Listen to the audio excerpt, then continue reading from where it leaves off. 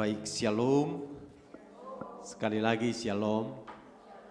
Kita bersyukur kepada Tuhan yang memberikan kita kesempatan hari ini untuk kita sekali lagi datang dan memuji Tuhan. Dan saya sangat percaya Tuhan ada di tempat ini dan Tuhan akan terus tolong kita semua agar dalam perjalanan iman kita menjadi pribadi-pribadi yang senantiasa tegar, kuat, kokoh berdiri menjalani kehidupan kita semua. Nah, baik saudara yang dikasihi Tuhan, saya ajak kita buka firman Allah dalam 2 Korintus pasal yang kelima. 2 Korintus pasal 5, kita akan baca ayat 1 dan ayat yang kedua. 2 Korintus pasal 5 ayat 1 dan ayat yang kedua. Demikian bunyi firman Tuhan.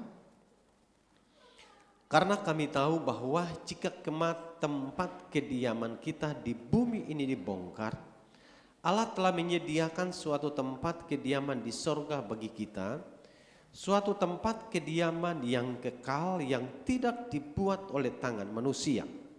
Selama kita di dalam kemah ini, kita mengeluh karena kita rindu mengenakan tempat kediaman surgawi di atas tempat kediaman kita yang sekarang ini.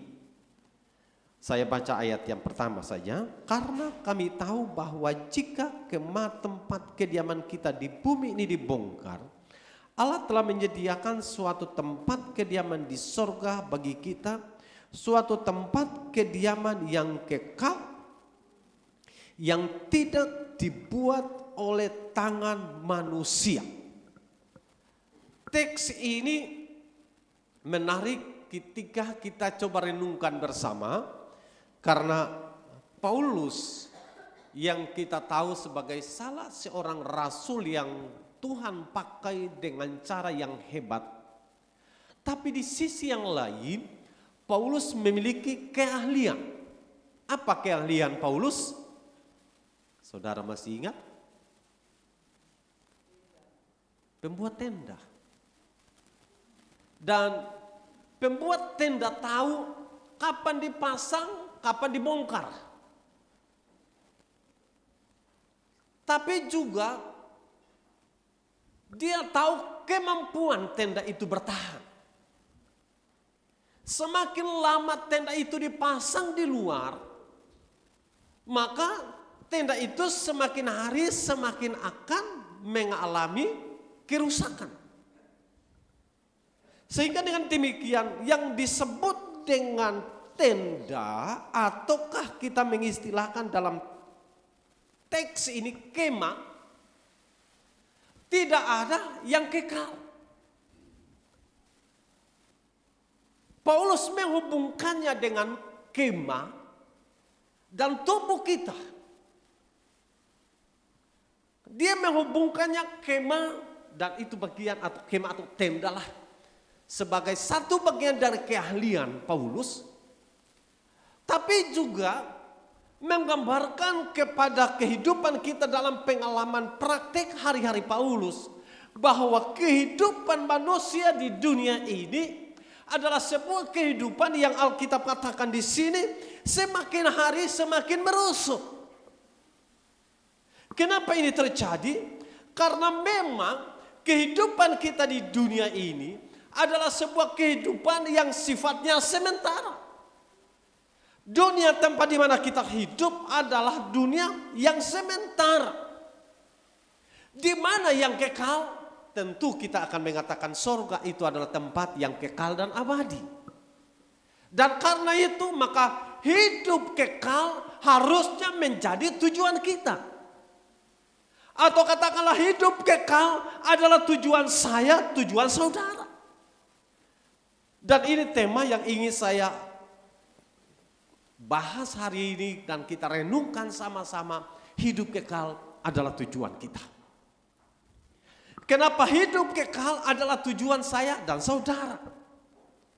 Karena dasar yang pertama yang tadi saya sampaikan, bahwa karena memang kita hidup di dunia ini sifatnya sementara.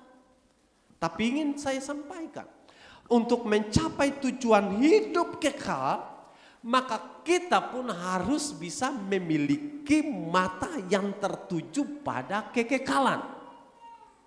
Kita tidak hanya sebatas punya kerinduan, kita tidak hanya sebatas punya keinginan, kita tidak hanya sebatas punya hasrat, tapi ingin saya sampaikan bahwa kalau semua itu punya kita, keinginan, hasrat kita, kerinduan kita, tetapi kita pun harus memiliki mata yang tertuju kepada kekekalan. Kenapa mata yang tertuju kepada kekekalan? Karena dunia di mana kita hidup seperti sudah tadi saya sampaikan, semua serba fana. Dunia tempat di mana kita hidup semua serba sementara. Kita bicara tentang apa yang kita kenal dengan kekayaan dunia juga sementara. Kita bicara tentang hidup saya dan saudara, tidak ada yang abadi. Bicara kekuatan hari ini saudara mungkin sombong kuat. Tapi besok-besok lagi asam urat loko juga.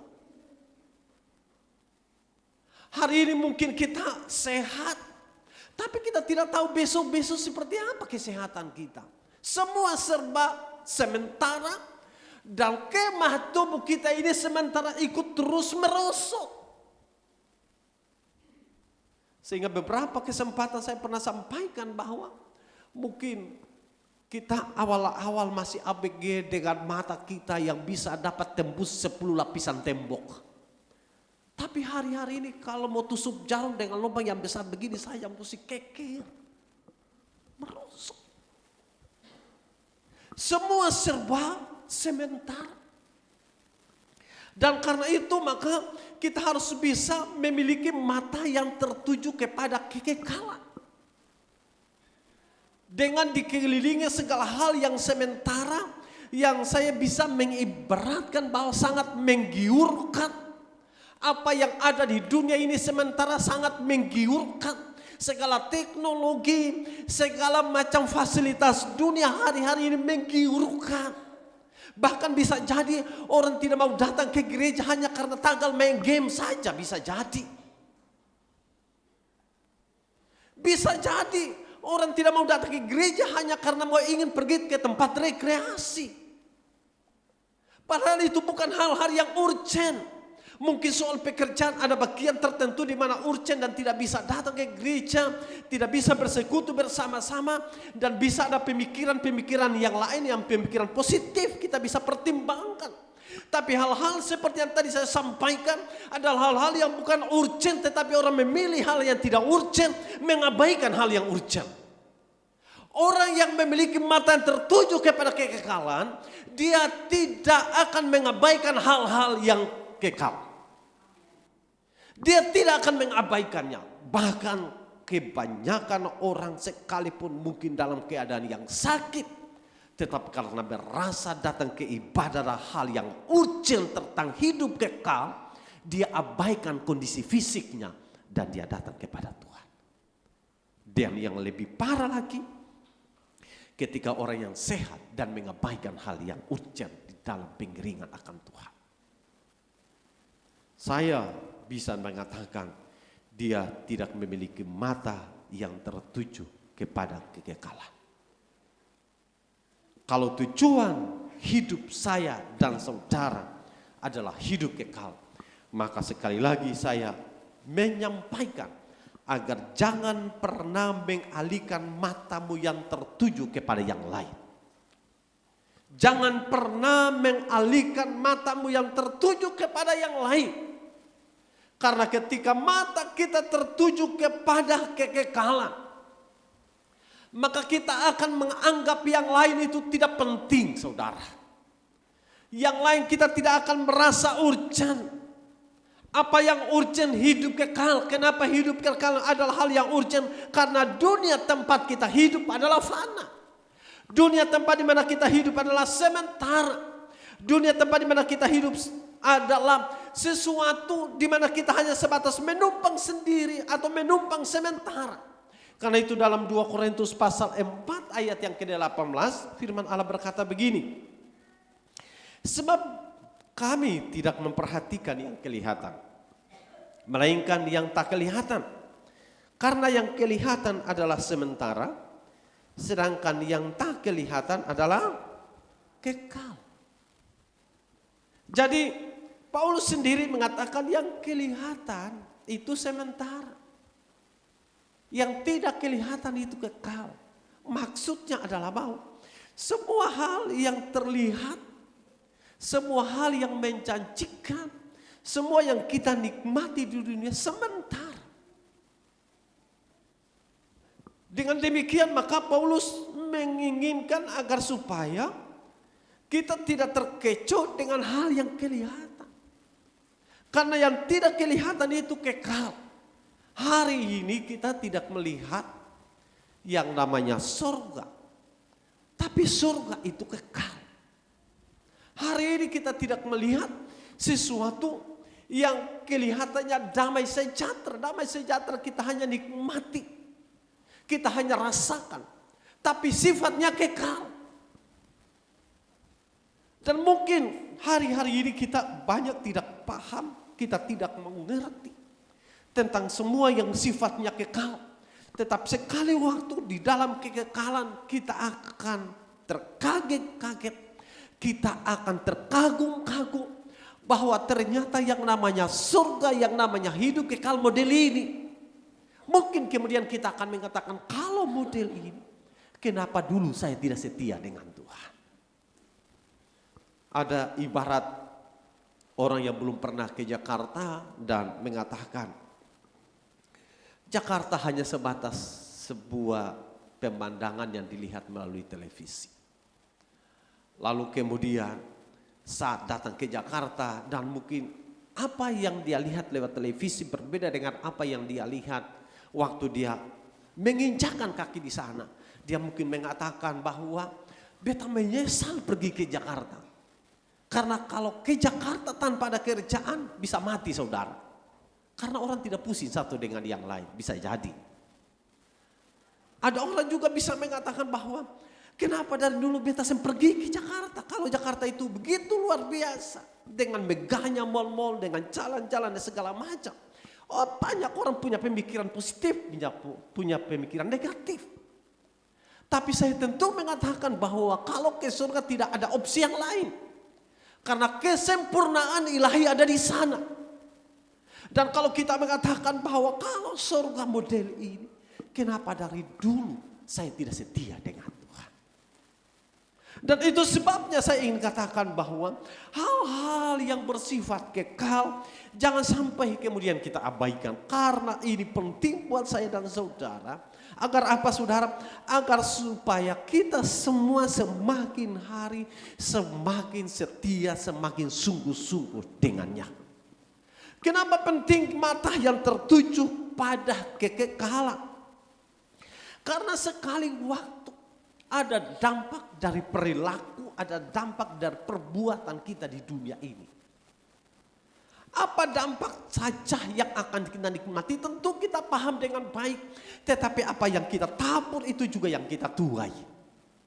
Apa yang kita kerjakan baik itu yang akan kita nikmati baik.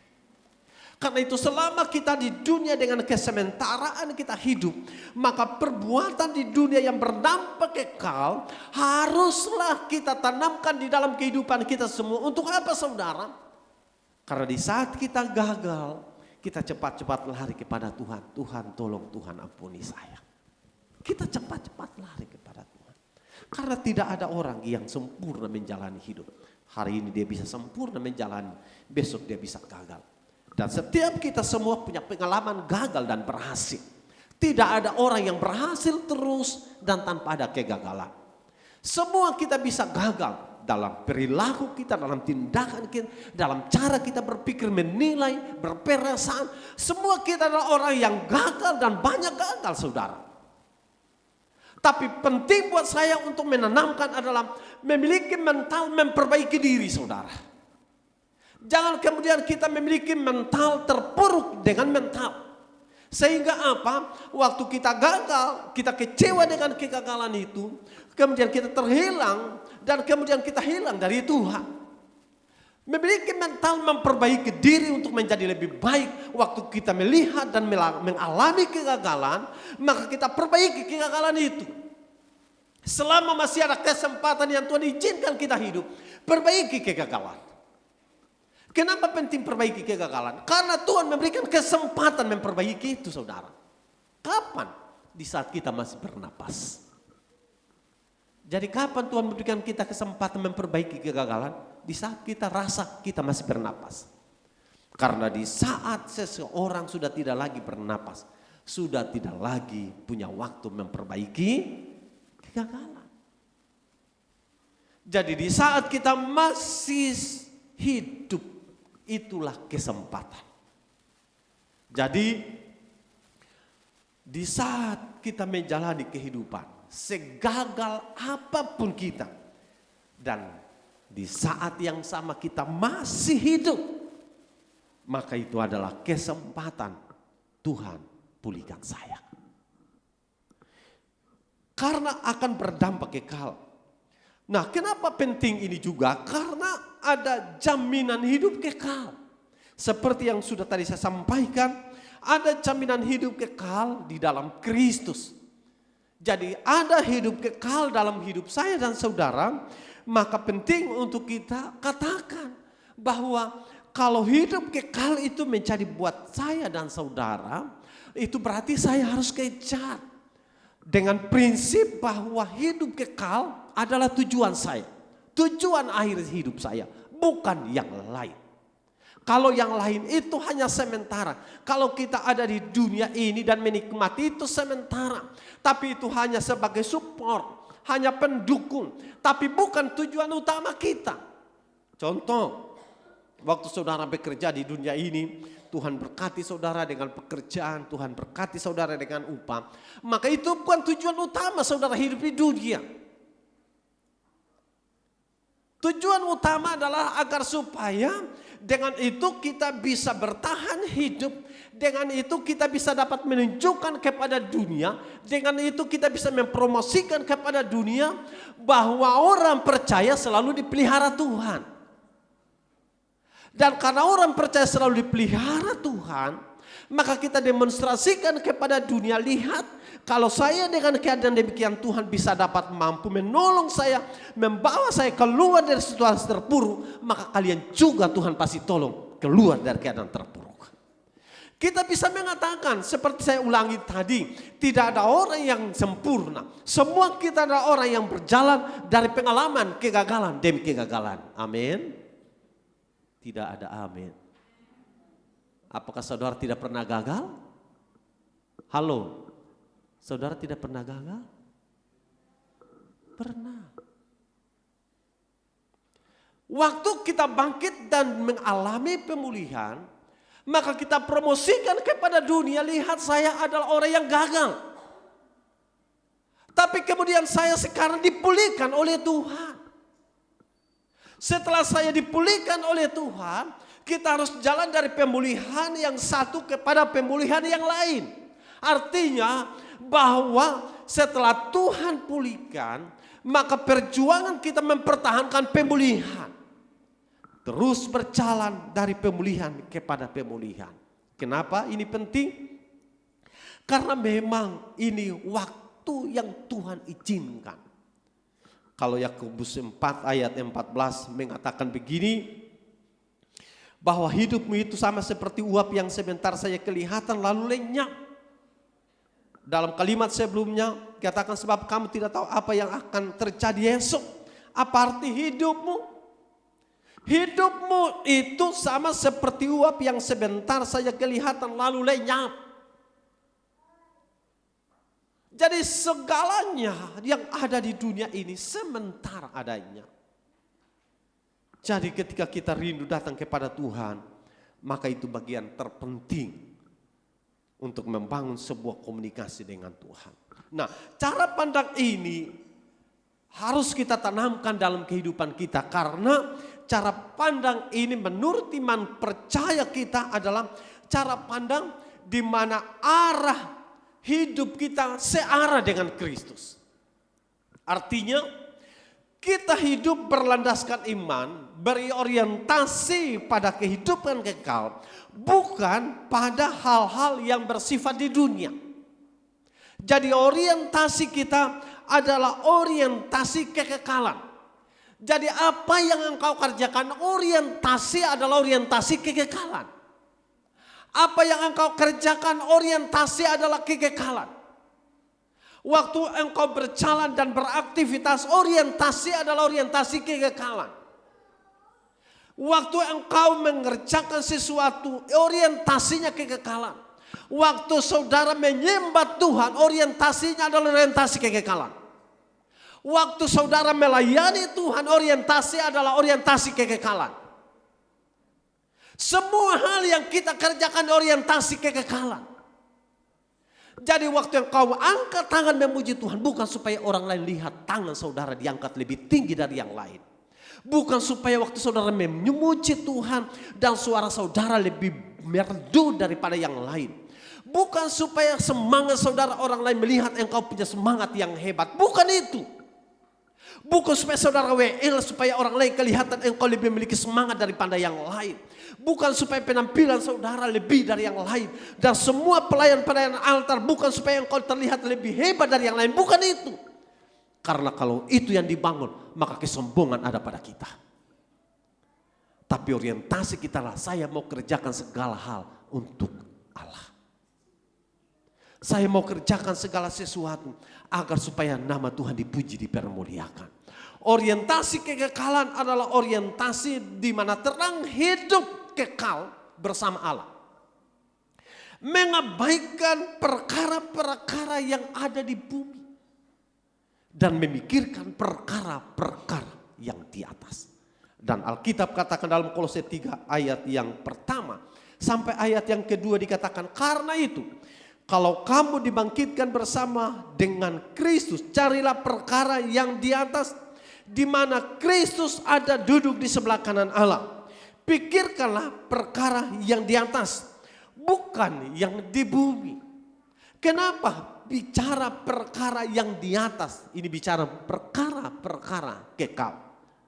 Dan jangan pikirkan perkara-perkara yang di bumi. Di dalam 2 Korintus tadi menyampaikan kepada kita ayat yang kedua. Selama kita di dalam kemah ini, kita mengeluh karena kita rindu mengenakan tempat kediaman surgawi di atas tempat kediaman kita yang sekarang ini. Dan kalau saudara baca selanjutnya dari ayat-ayat ini dalam 2 Korintus, saudara temukan banyak pelajaran, banyak tentang cara, pola, dan pemikiran-pemikiran yang brilian untuk kehidupan kekal. Nah, maksudnya adalah bahwa kalau kita ada di dunia, maka dunia tempat di mana kita hidup adalah dunia tempat dikatakan sebagai tempat untuk memikul salib. Kenapa kita mengikut Tuhan dan Alkitab katakan pikul salib? Sehingga saya katakan bahwa kalau kita hidup di dunia sebagai orang percaya, maka dunia ini adalah tempat di mana kita pikul salib. Walaupun demikian, Tuhan memberikan kepada kita janji dan jaminan. Tetapi jangan pernah lupa bahwa kalau kita hidup di dunia dengan selalu harus memikirkan perkara-perkara yang di atas, bukan yang di bumi. Karena apa yang dalam 2 Korintus pasal 5 ayat 2 menceritakan, semua kita ikut mengeluh atau semua kita ikut mengalami yang namanya penderitaan atau pergumulan oleh akibat dari keterbatasan kita.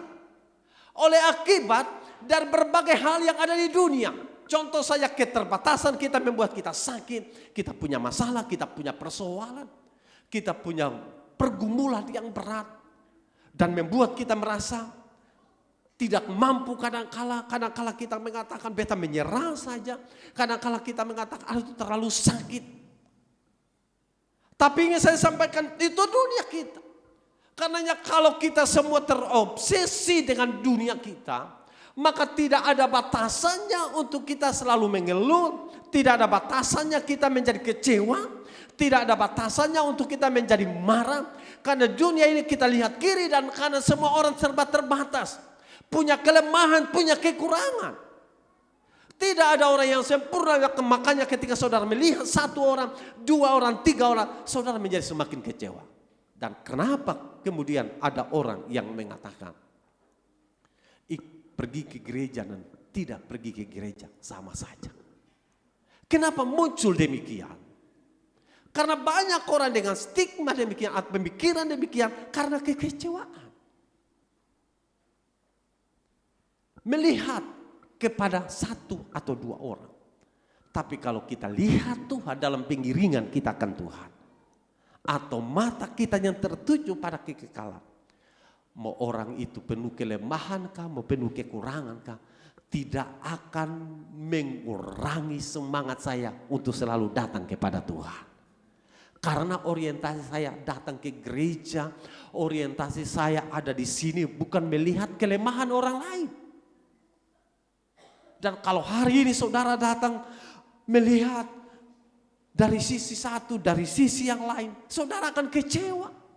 Tapi kalau saudara lihat Tuhan, saudara tidak akan kecewa. Amin. Saudara tidak akan kecewa kalau saudara melihat Tuhan. Nah, perhatikan begini. Bahwa apa yang kemudian Paulus sampaikan kepada jemaat yang ada di Kolose untuk memikirkan perkara-perkara yang di atas bukan yang di bumi. Karena di bumi ini selalu banyak hal yang bisa mengecewakan saya dan saudara. Hal yang berikutnya ingin saya sampaikan bahwa kalau mata kita yang tertuju kepada kekekalan, maka kata lain bahwa kita menjadi orang-orang yang selalu fokus kepada kehendak Allah. Kalau kita menjadi pribadi yang mata kita tertuju hanya kepada kekekalan, maka fokus kita adalah bagaimana menyenangkan Tuhan. Ambisi kita adalah ambisi yang menyenangkan Tuhan. Cita-cita kita adalah cita-cita yang bagaimana menyenangkan Tuhan. Sikap kita adalah sikap bagaimana menyenangkan Tuhan. Perilaku kita adalah perilaku bagaimana menyenangkan Tuhan. Kata-kata kita adalah kata-kata bagaimana menyenangkan Tuhan. Jadi kapan kita aplikasikan semuanya itu? Kepada Tuhan tidak kita kenali. Kepada Tuhan tidak kita lihat. Tapi kepada semua orang yang ada di lingkungan di mana kita ada, itu adalah praktek hari-hari kita. Bukankah Tuhan Yesus selama ada di dunia ini dan pernah memberikan pernyataan yang luar biasa?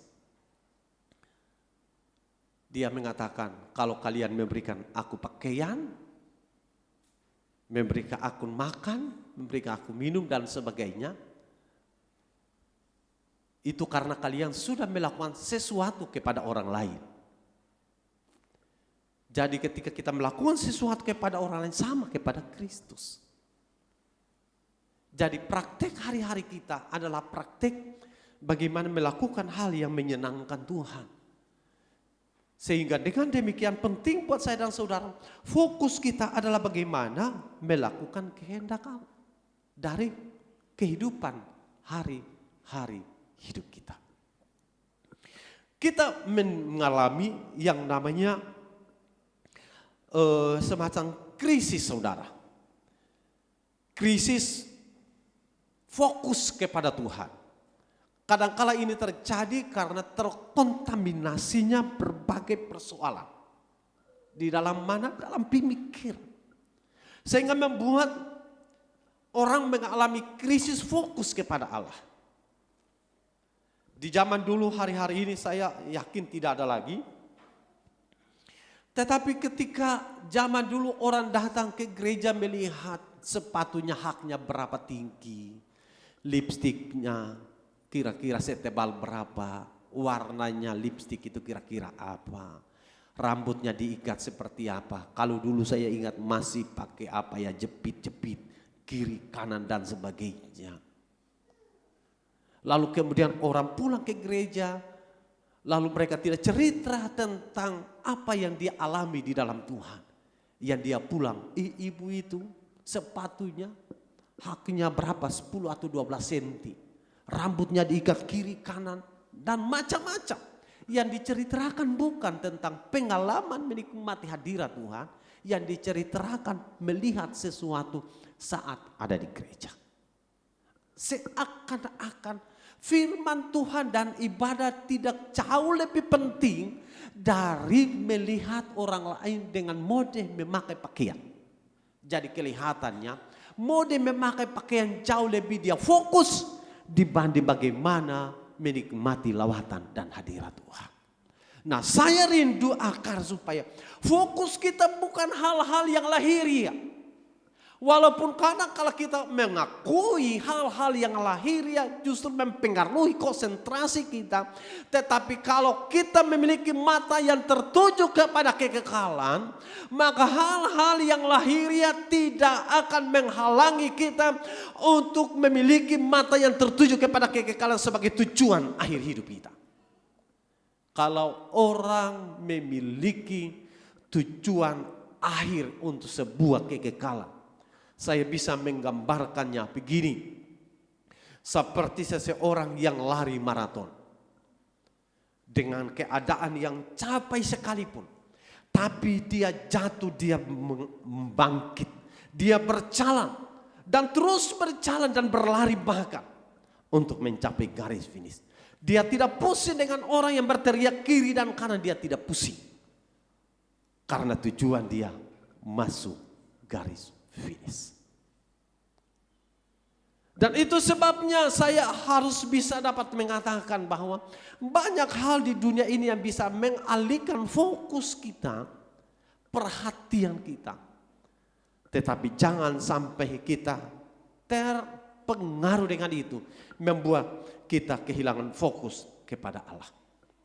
Hidup dengan integritas, kasih dan pelayanan dalam hubungan kita satu dengan yang lain. Dan bahkan kita ikut menderita demi kebenaran. Jadi orang yang fokus kepada kehendak Allah, dia juga tidak akan mementingkan egonya.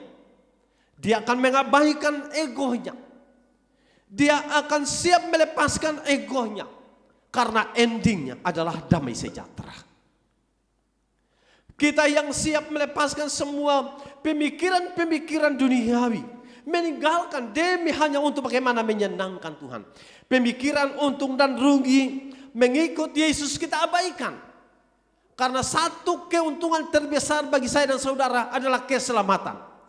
Dan Tuhan telah memberikan kepada kita keselamatan. Keselamatan tidak kita raih dengan usaha dan kerja. Keselamatan kita tidak diperoleh oleh karena perbuatan baik, bukan. Karena itu pemberian Tuhan. Dan karena keselamatan itu adalah pemberian dan itu adalah anugerah, maka hendaklah kita semua senantiasa datang kepada Tuhan, melepaskan segala hal, dan bahkan saya menyampaikan bahwa tidak memikirkan untung dan rugi mengikut Tuhan. Kebanyakan orang masih memikirkan untung dan rugi mengikut Tuhan. Caranya apa, saudara? Kadang mereka mengatakan kalau ikut Tuhan kita diberkati. Kemudian mereka ikut Tuhan. Cara ikut Tuhan, kadang-kala ada mengatakan bahwa kita akan hidup senang. Tetapi pada waktu ikut Tuhan, ada tekanan, ada tantangan, ada masalah. Dia kecewa tinggalkan Tuhan. Pada waktu dia ikut Tuhan, dan mungkin ada pernyataan yang mengatakan kau akan diberkati Tuhan. Tapi pada waktu dia ikut Tuhan, dan dia harus berjuang dengan kehidupannya. Seakan-akan kata diberkati itu dengan kekayaan. Maka ketika dia tidak memiliki kekayaan seperti yang orang lain nikmati, dia menjadi kecewa dengan Tuhan. Karena dia mengikut Tuhan, memikirkan untung dan rugi. Kalau kita mengikut Tuhan, untung dan rugi, maka gereja bukan tempat saudara. Karena mengikut Tuhan adalah sebuah kesempatan untuk bisa memuji Tuhan. Kenapa kesempatan memuji Tuhan? Karena kita yang berdosa telah ditebus dengan darahnya yang mahal. Darahnya yang mahal yang telah menyelamatkan saya dan saudara, membawa kita kemenangan lepas kemenangan. oleh keselamatan itu kita bisa menikmati pemulihan. Karenanya kata keselamatan itu menjadi barang yang mahal. Sekalipun kemudian orang menginjak-injak keselamatan, tapi keselamatan itu barang yang bernilai. Keselamatan itu semacam brilian atau semacam berlian atau mutiara yang Alkitab katakan. Dalam perumpamaan Yesus selalu menyampaikan keselamatan itu seperti seseorang yang terhilang, Tuhan cari, Tuhan temukan, Tuhan dapat, bawa lagi. Jadi keselamatan itu sesuatu yang bernilai, yang walaupun kebanyakan orang menganggap itu sepele, menomorduakan keselamatan, menomortigakan keselamatan daripada yang lain. Tetapi kalau kita semua mengakui bahwa keselamatan adalah hal yang berharga, maka hendaklah mata kita tertuju kepada kekekalan. Amin. Mata kita tertuju kepada kekekalan. Karena dampak menikmati kekekalan itu sangat-sangat luar biasa. Kita harus bisa menyadari sebagaimana ketika tokoh-tokoh Alkitab dengan tegas menyampaikan tentang ending perjalanan iman di dunia. Tokoh-tokoh Alkitab seperti Paulus, dia berlari untuk memperoleh mahkota yang kekal. Abraham, dia mengatakan bahwa kota yang mempunyai dasar yang dirancang dan dibangun Allah, dan itu tujuan akhir hidupnya. Kita sangat menyadari selama kita ada di dunia ini, dan tentu sudah terlalu ada banyak hal yang berat kita alami. Selama kita di dunia dan sudah terlalu ada banyak hal yang berat yang kita telah temukan. Kalau selama kita di dunia ini dan sudah sekian banyak pergumulan-pergumulan berat kita alami, ngapain kita selalu ada dalam keadaan yang demikian? Kalau ada jalan yang menuju kepada kekekalan, endingnya damai sejahtera, kebahagiaan dan sukacita, kenapa kita tidak memilih jalan ke sana? Sementara tempat di mana kita ada hidup di dunia yang sementara, dan ketika orang tidak lagi cari Tuhan, mencari keadaan dunia yang sementara ada di dunia, ujung-ujungnya adalah kebinasaan. Dan ngapain hidup dalam kebinasaan? Kita sudah menderita di dunia, tetapi pada kekekalan pun juga kita mengalami penganiayaan, penderitaan yang hebat. Untuk apa kita hidup?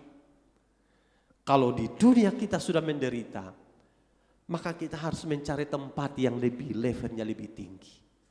Bukan di dunia kita sudah menderita, pada kekekalan atau penghakiman nanti kita ditempatkan pada tempat yang jauh lebih terpuruk dari keadaan di dunia ini. Ada orang yang mengatakan bahwa kalau di dunia ini kita sudah menderita, mau ketemu dengan para artis juga susah. Lebih baik masuk neraka supaya bisa ketemu artis di neraka. Ada seorang yang mengatakan karena banyak artis bisa jadi ada di neraka. Walaupun saya tahu ada juga artis-artis yang takut akan Tuhan. Tapi itu tidak berarti bahwa semua artis ada di neraka. Ada juga di sorga. Tapi tidak semua di sorga, tidak semua di neraka. Jadi kalau tujuan mau ketemu para artis, mau masuk neraka, maka betapa menyedihkan kehidupannya.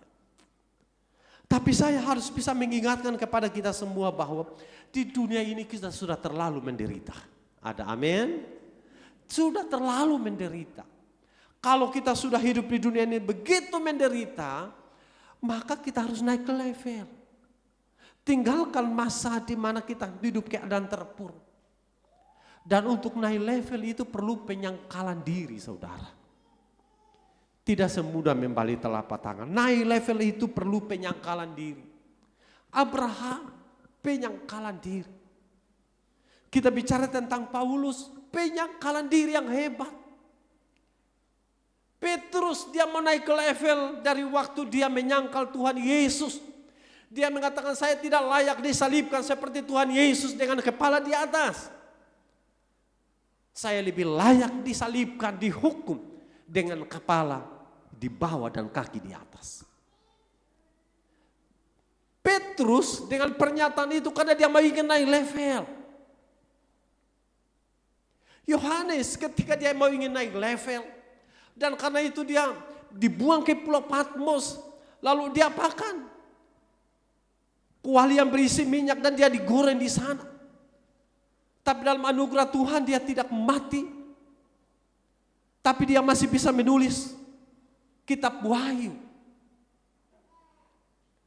Mau naik level itu tidak gampang. Kalau mungkin hari-hari ini saudara mengatakan bahwa saya mau ingin naik level. Kita mungkin tidak akan mengalami seperti para rasul. Mereka harus mati secara martir atau mereka mati karena disiksa dan macam-macam seperti beberapa orang yang harus mati dan disiksa karena pengenalan akan Tuhan. Mungkin kita tidak seperti itu, tapi kadang-kala kata-kata orang itu seperti silet yang menyakiti saya dan saudara. Tapi untuk kekekalan kita harus sangkal diri saudara. Kadang-kala orang bisa berkata yang tidak benar. Kadang-kala bisa tidak peduli dengan saudara dan saya. Dan bahkan kadang-kala kita seperti sudah tadi saya sampaikan. Kadang-kala hari ini kita sehat dan besok kita sakit. Dan bahkan kadang-kala kita sakit dan bahkan kita sakit. Tapi itu adalah harga yang perlu kita bayar. Karena selama kita ada di dunia, kemah,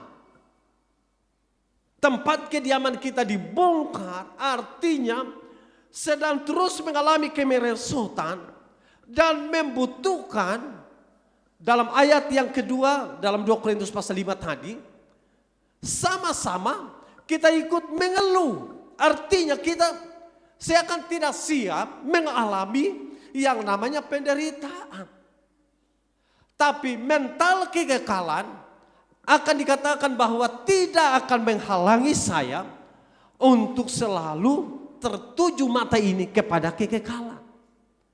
Sehingga sejuta pergumulan dan sejuta beban yang saya alami, itu bagian yang Tuhan izinkan. Dan saya harus terus berjalan tanpa menghentikan perjalanan saya. Untuk apa? Untuk mengikut Tuhan. Jadi hidup kita adalah kehidupan yang berorientasi pada kekekalan. Dan nilai kekal itu memungkinkan kita menjadi pribadi yang akan tetap hidup setia sampai akhir. Bukan hidup setia sampai di mana kita diberkati atau sampai kita sehat atau sampai kita sukses. Bukan itu. Hidup setia sampai akhir. Jadi bagian-bagian penutup yang ingin saya sampaikan bahwa investasikanlah hidupmu bagi kekekalan. Kalau engkau bisa hidup hari ini, engkau diizinkan Tuhan untuk melayani. Engkau diizinkan Tuhan untuk melakukan perbuatan kasih. Engkau mempraktekkan Kristus dengan pola ajaran dan teladan hidupnya dalam hidup saya dan saudara sepanjang hari-hari ini. Kita mempraktikkan pelayanan, kita mempraktikkan kasih, perbuatan-perbuatan terbaik adalah kesempatan di mana kita hidup di dunia ini.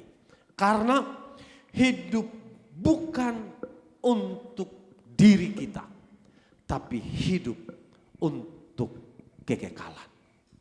Kalau hidup untuk kekekalan, maka Tuhan pada waktunya akan menyambut saya dan saudara. Seperti dalam Matius 25 ayat 23 dikatakan, baik sekali hambaku yang setia.